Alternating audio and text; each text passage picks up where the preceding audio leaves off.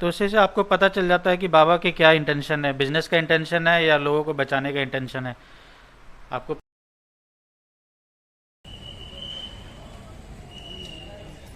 हाँ जी।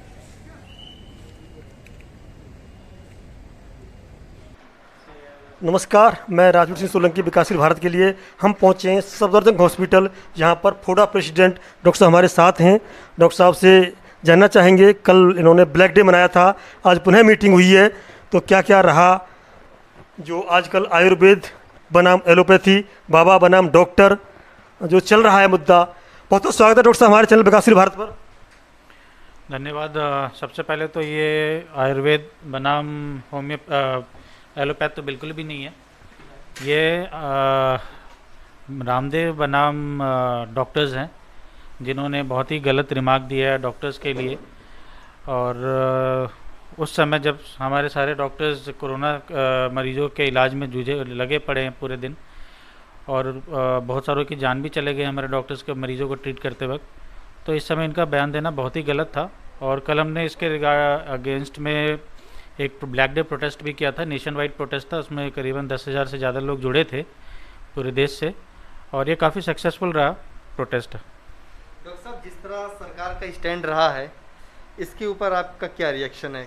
सरकार से हमारी बात चल रही है, अभी अभी हमारी बात चल रही है, जब होगी और मैं आपको बता दूंगा।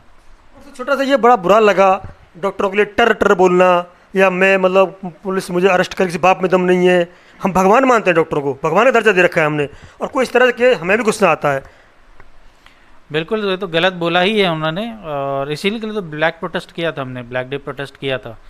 फिर जहाँ तक मुझे सुनने में आया कि उन्होंने अपने स्टेटमेंट्स को वापस ले लिए, और उन्होंने कहा कि मैं यहीं पे सब चीज़ ख़त्म करता हूँ।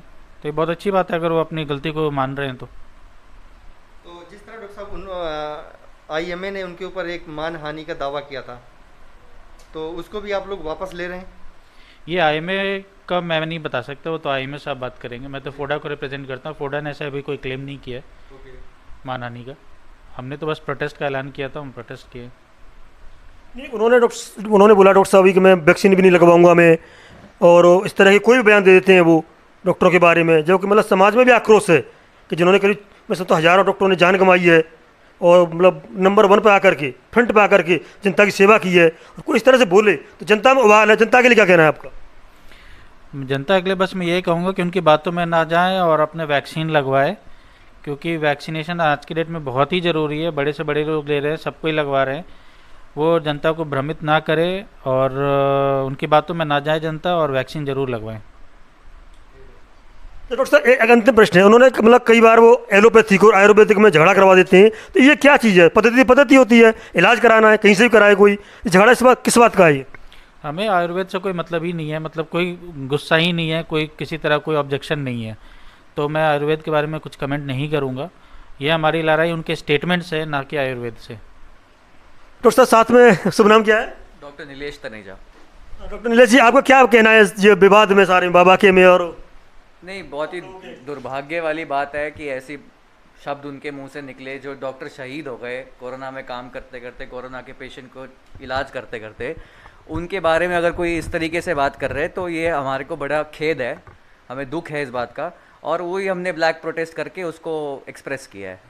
डॉक्टर साहब, जिस तरह उन्होंने बोला कि हमारे एलोपैथिक डॉक्टर हैं, उन्होंने हजारों जानें ली हैं, इसके ऊपर क्या रिएक्शन आपका? नहीं, देखिए, उन्होंने तो ये भी बोला कि जितने लोग ऑक्सीजन की वजह से भी मर गए, वो घर बैठे थे तो नहीं मरते। ये साइंटिफिक बातें ही नहीं है ना, तो इनका कोई मतलब नहीं है। इधर मेरा कोई इसमें ऐसा नहीं है कि मेरे कमेंट से कुछ हो जाएगा। जो बात है ही गलत, वो पता है, सरकार को भी पता है गलत, उनको भी पता है गलत। अब वो क्यों गुमराह करने के लिए बोल रहे हैं हम नहीं कह सकते, लेकिन वो मेरे पे नहीं है कि मैं उस पर कुछ कमेंट करूँ। डॉक्टर साहब कोई ऐसा तो नहीं सैया भाई कोतवाल फिर अब रखा हैगा? अब ये तो हम कह नहीं सकते। बाकी वही है, जो जो बातें उन्होंने करी है, जो हमारे डॉक्टर शहीद हो गए, उनके ये शोभा नहीं देता इतने बड़े इंसान को, जिनकी इतनी बड़ी पब्लिक फॉलोइंग है, वो इस तरीके से पब्लिक को गुमराह करें, और योद्धा जो हमारे कोरोना योद्धा है उनका इस तरीके से तिरस्कार करें। डॉक्टर साहब, जहाँ तक कहा जाता है कि चलिए ठीक है, अपनी आप पद्धति को प्रमोट करें, लेकिन जिससे हमारी हज़ारों जानें बची इस कोरोना में, बहुत सारे डॉक्टरों ने अपनी जान गंवाकर लोगों की सेवा की, और बाबा रामदेव सिर्फ और सिर्फ अपने आप को प्रमोट करने के लिए, क्योंकि आयुर्वेद कोई नई पद्धति नहीं है हिंदुस्तान के अंदर, तो इस पे क्या कहना है?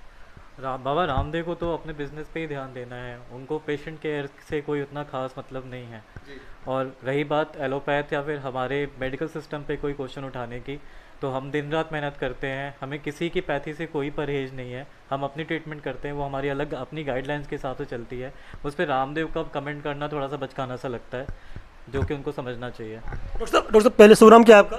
डॉक्टर निशांत मिश्रा। डॉक्टर शांत कौर जी, कहीं ऐसा तो नहीं है कि मतलब ये जो बहुत सारी लाशें गंगा जी बहीं, राम नाम चुनरी उठा ली गई, उसके बाद में डीजल इतना हो गया, पेट्रोल तो इतना हो गया, इन सब मुद्दों को दबाने के लिए सब लाया गया हो?